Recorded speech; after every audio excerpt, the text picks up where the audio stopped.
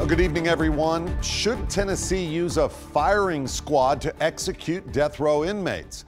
It is actually a question some are asking tonight, as we still have no details about what went wrong before death row inmate Oscar Smith's scheduled lethal injection last week.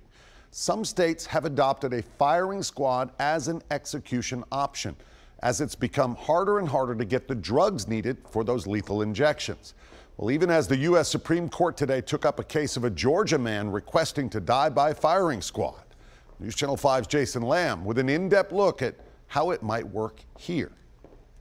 The state still hasn't released details about what technical oversight caused the governor to delay Oscar Smith's lethal injection at Riverbend Prison. What we saw last week with Oscar Smith is that, the using of these compounded drugs is problematic. And with prisons across the country having increasing trouble finding reliable sources of lethal injection drugs, some states like South Carolina and Utah have begun allowing a firing squad as a death penalty option.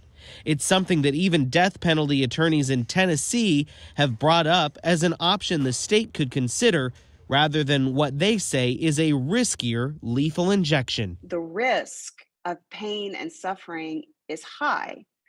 Whereas with the firing squad, it's pretty straightforward, right? Previous lawsuits have referenced a 1959 U.S. War Department handbook on how a firing squad could be carried out in Tennessee.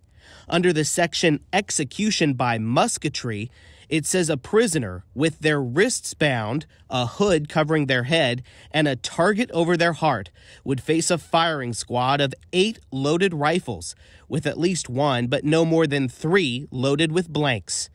The prisoner would then hear the command, "Ready, aim, fire." If that doesn't kill the inmate, the handbook says to administer the coup de grace, a point-blank pistol shot to the head. Don't get death penalty attorney Kelly Henry wrong.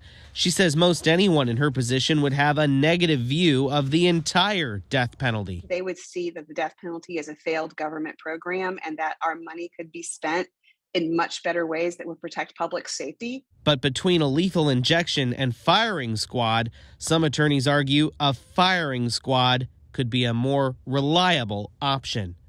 Jason Lamb, News Channel 5.